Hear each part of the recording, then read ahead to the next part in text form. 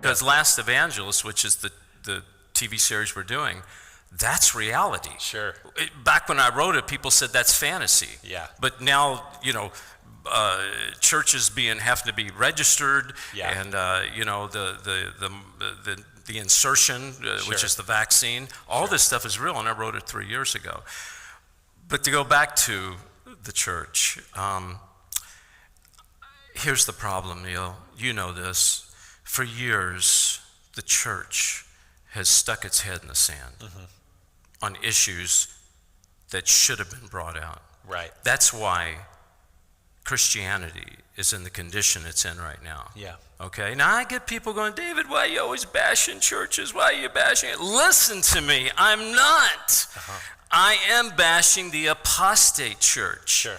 I am calling out the pastors who are weak for whatever reason. They're scared. It might be intentional. It might be because they're having pressure put on them because, like I said, people are writing those big fat checks, Sure. right? Whatever reason. Pastor, it's wrong. It's wrong. And so that's why I say we talk about things the church will not talk about. When you say church, what do you mean? What do I mean when I say church? The real church or the apostate church? I would say when you say church, for the general Christian, for the average Christian, he doesn't know the difference between the apostate and the real. Right, I'll tell you. You want to know the difference? Yeah. They wouldn't let you go into a church because you weren't, because you had to stand 6 feet apart and had all these regulations. However, they would open that church up to give the vaccine. Do you notice how many mega churches and churches across America said, come on, baby, come on in. Let us help you give the vaccine. That's what I'm talking about, the church. Yeah. So if you're out there listening to me and you don't know the difference between the church and church is God's people. Yeah. The church is the remnant. The church are the people that are waking up like you and like everyone out there. The church is the ones that are opening their doors to the government saying, hey, come on in, I got to call it the jab. Do you think there's a lot of ministries that have a big following that also are apostate, but they use God as a platform? Absolutely. Absolutely. You see, Satan is always trying to find that door to open. When he finally was successful in closing down a lot of the churches, and you notice the big churches, I call them Six Flags Over Jesus. They caved first. Sure. All right, they caved first. The devil says, okay, I'm done with them. I don't need that. I need to get to some more people, Just like in movies. I tell people, parents, don't pay attention to pornography and R-rated movies. Look at Disney. Look at G-rated movies. That's where the devil lives because he wants your children. You see? So now he's moved into the big platforms because he has a lot of money. And these apostate preachers and ministries are spewing out, words from hell. God is grace, lovey-dovey, there is no hell. That's true. I really, the 3 things, Neil, is that I care who likes me is God, my wife, and you. No, come on. Okay, so maybe not you.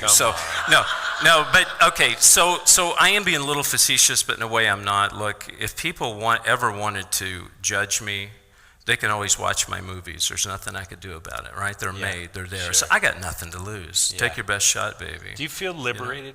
I feel liberated. When did you become liberated? And when did you stop caring whether people like you?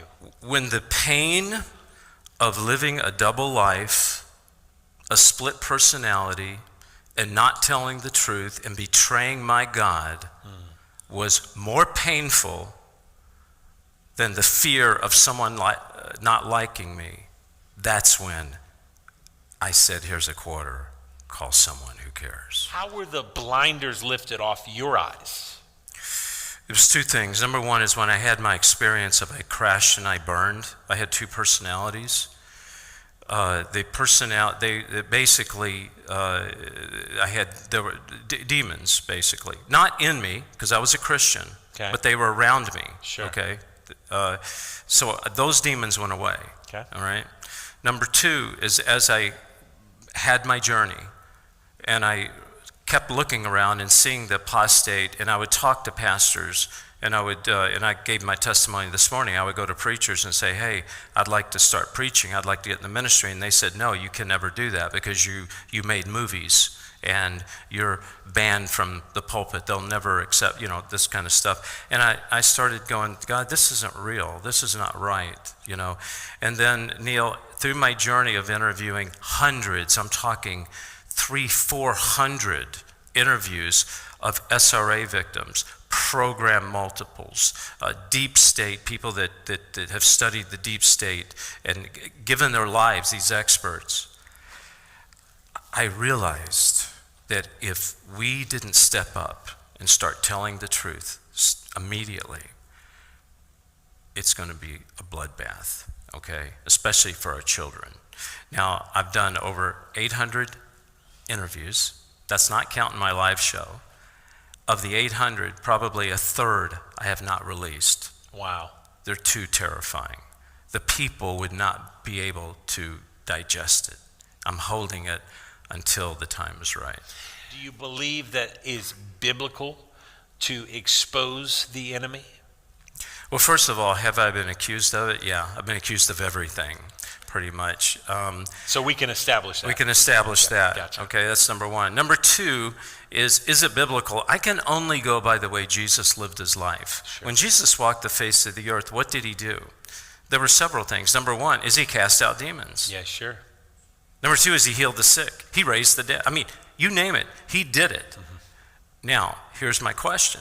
My question is, if he did it, and he said greater things we will do, and he transferred the power to us, where are we in all of this? Why are we not taking that same authority and walking with it instead of letting the political world and the cultural world rule God's people? Mm-hmm. That's insanity.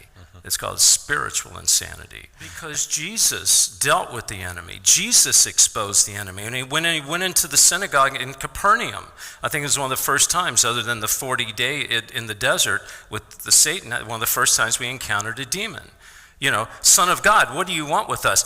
He was exposing the enemy. See, Neil, every time Jesus cast out a demon, he wasn't just helping the person that was being delivered. He was exposing the enemy. He was doing two things. He was delivering the person of the devil, but he was also exposing the devil and showing us how later on you and I could do the same thing. If someone's not a child of God, and we get into this is a very scary area. I'll get a lot of chat on this. If they're not a child of God, then they have to be ordained and they have to be anointed by Satan. There's no in between. Were you going to say if they're not a child of God, they're a child of Satan? Of Satan, right. Did you want to say that? No. You just now reminded me. Do you feel that people are offended if they're not a child of God, if there's a war of two seed lines, yeah. If you're not a child of God, by de facto, you're a child of Satan. Of hell. Yeah, the only people that are offended by me are religious people who think they're a child of God. We as God's children have to start speaking God's language. Sure. Okay? And so the answer to your question is, the pushback I get are religious people thinking they're children of God. And what did Jesus talk to? He talked to the scribes and Pharisees, okay? The children of hell. John the Baptist, you brood of vipers, right? How can people be a participant and help you bring the Last Evangelist story to the public? Oh, thank you so much. Yeah, we set it up as the model like The Chosen, where you can go and donate. You can actually be the financier on it. You go to lastevangelist.com and you can donate. You can be an actor, you can be a producer, you can be, or just donate. Special thank you.